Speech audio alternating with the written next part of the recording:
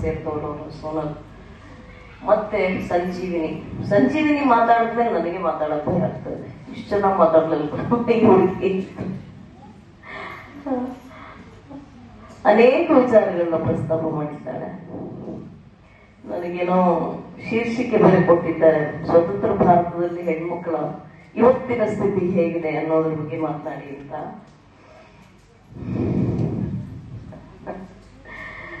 ಇವತ್ತಿನ ಸ್ಥಿತಿಯನ್ನ ಮಾತಾಡ್ಬೇಕು ಅಂದ್ರೆ ಸ್ವಲ್ಪ ಹಿಂದಕ್ಕೆ ಹೋಗ್ಬೇಕಾಗತ್ತೆ, ಸ್ವಲ್ಪ ತುಂಬಾ ಹಿಂದಕ್ಕೆ ಹೋಗ್ಬೇಕಾಗತ್ತೆ. ಯಾಕೆಂದ್ರೆ ಈ ನೆಲ, ಈ ಭೂಮಿ, ಈ ನಾಗರಿಕತೆ, ಈ ನಮ್ಮ ಸಂಸ್ಕೃತಿ ಪರಂಪರೆ ಇವೆಲ್ಲವೂ ಬಹಳ ಹಳೆಯದು. ಸುಮಾರು 10,000 ವರ್ಷಗಳ ಇತಿಹಾಸದ ಕುರುಹುಗಳು ನಮ್ಮ ಹತ್ರ ಇದೆ. ಪ್ರಾಯಶಃ ಯಾವುದೇ ನಾಗರಿಕತೆಗೆ ಅದು ಲಭ್ಯವಿಲ್ಲ. ನಾವು ಮಹಾಭಾರತ ಅಂದ ತಕ್ಷಣ ಸುಮಾರು 5,500-6,000 ವರ್ಷ.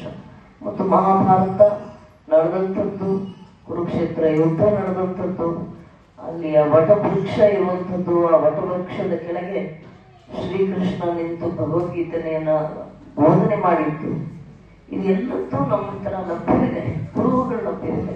ಆ ವಟವೃಕ್ಷ, ಬ್ಯಾನಿಯನ್ ಟ್ರೀ, ಯಾವ ಬ್ಯಾನಿಯನ್ ಟ್ರೀ ಕೆಳಗೆ ನಿಂತು ಶ್ರೀಕೃಷ್ಣ ಭಗವದ್ಗೀತೆಯನ್ನ ಅರ್ಜುನನಿಗೆ ಬೋಧಿಸಿದ್ನು, ಅದು ಕೇವಲ ಅರ್ಜುನನಿಗಲ್ಲ, ನಮ್ಮೆಲ್ಲರೂ ಸೇರಿಸಿನೇ ಬೋಧಿಸಿದ್ದಲ್ಲ.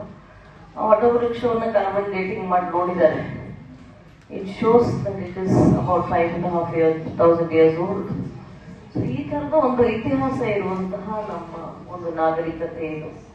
ಪ್ರಾಯಶಃ ನಾವು ಇತ್ತೀಚಿನ ಈ ಕಾಲೋನೈಸ್ಡ್ ಭಾರತದಲ್ಲಿ ಕಾಲೋನೈಸ್ಡ್ ಎಜುಕೇಶನ್ ನ ಕಾರಣ ನಮಗೆ ನಮ್ಮ ಅಸ್ಮಿತೆ, ನಮ್ಮ ನಿಜವಾದ ಅಸ್ಮಿತೆ ಏನು ಅನ್ನೋದು, what really is our identity, who are we as a nation, as a people, as women, as men, ಇದೆಲ್ಲದರ ಬಗ್ಗೆ ನಮಗೆ ಯಾವುದೇ ರೀತಿಯ ಸ್ಪಷ್ಟತೆ ಇಲ್ಲ.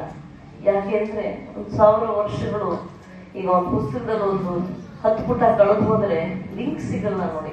ಹಾಗೆ ಈ ಕಳೆದ 1,000 ವರ್ಷಗಳಲ್ಲಿ ಭಾರತದ ಮೇಲೆ ನಡೆದಂತಹ ದಾಳಿ, ಅದು 7ನೇ ಶತಮಾನದಲ್ಲೇ ಅರಬ್ಬರು ಬರ್ತಾರೆ, ಅದಾದ್ಮೇಲೆ ಗಜನಿ ಗೋರಿ, ಇದೆಲ್ಲ ಎಲ್ಲರಿಗೂ ಗೊತ್ತಿರೋದು. ಮೊಘಲರು ಬರ್ತಾರೆ, ನಮ್ಮನ್ನ ಆಡ್ತಾರೆ, ಅದಾದ್ಮೇಲೆ ಡಚ್ಚರು ಬರ್ತಾರೆ, ಪೋರ್ಚುಗೀಸ್ ಬರ್ತಾರೆ, ಎಲ್ಲ ಬರ್ತಾರೆ, ಇಂಗ್ಲಿಷ್ ಬರ್ತಾರೆ, ಒಂದು ನಮ್ಮನ್ನ ಆಡಿದ ಕಾರಣ ಈ 1,000 ವರ್ಷಗಳಲ್ಲಿ ನಮ್ಮದನ್ನ, ನಮ್ಮ ಅಸ್ಮಿತೆಯನ್ನ ನಾವು ಕಳ್ಕೊಂಡಿದ್ದೇವೆ.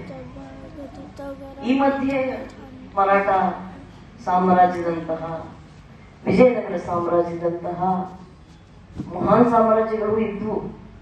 ನಾವು ಯಾರು ಅನ್ನೋದನ್ನ ನಮಗೆ ನೆನಪಿಸುವಂತಹ ಸಾಮ್ರಾಜ್ಯಗಳು ಇದ್ವು. ಆದ್ರೂ ಈ ಕೊನೆ 200 ವರ್ಷದ ಕಾಲೋನೈಸೇಷನ್ ಇಂದ ಆದಂತಹ ಅನೇಕ ಬದಲಾವಣೆಗಳು ಈ ಸಮಾಜದಲ್ಲಿ, ಮತ್ತು ಅದರಿಂದ ಆದಂತಹ ಬೇರೆ ಬೇರೆ ಬಗೆಯ ಶೋಷಣೆ, ಇದೆಲ್ಲವೂ ನಮ್ಮ ಈಗ ರೀಸೆಂಟ್ ಮೆಮರಿಯಲ್ಲಿ ಅದೇ ಇದೆ.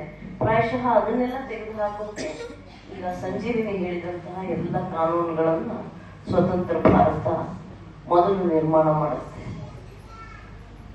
ಸಂಜೀವಿನಿ 3-4 ಜನರನ್ನ ಸ್ಮರಿಸ್ಕೊಂಡ್ರು ಮಾತನಾಡುವಾಗ. ನಾನು ಸ್ಮರಿಸ್ಕೊಳ್ಳೋದು doctor Muthulakshmi Reddy. Doctor Muthulakshmi Reddy was a member of the Madras legislature. And in 1947 ಅವ್ರೇನ್ ಮಾಡ್ತಾರೆ, ಈ ದೇವದಾಸಿ ಪ್ರೊಹಿಬಿಷನ್ ಆಕ್ಟ್ ಮಾತಾಡ್ತಾರೆ. She herself is from a Devadasi family, but she fights for the sake of Devadasi. She was an oncologist, incidentally, Dr. Muthulakshmi Reddy. ಯಾತಕ್ಕಾಗಿ ಇದನ್ನು ಹೇಳ್ತಾ ಇದ್ದೇನೆ ಅಂದ್ರೆ, ಈ ಸ್ತ್ರೀ ಸಮಾನತೆಯ ವಿಚಾರ ಬಂದಾಗ ಅಥವಾ ಸ್ತ್ರೀಯರ ಹಕ್ಕುಗಳ ವಿಚಾರ ಬಂದಾಗ ಅನೇಕರನ್ನ ನಾವು ಸ್ಮರಿಸಬಹುದು.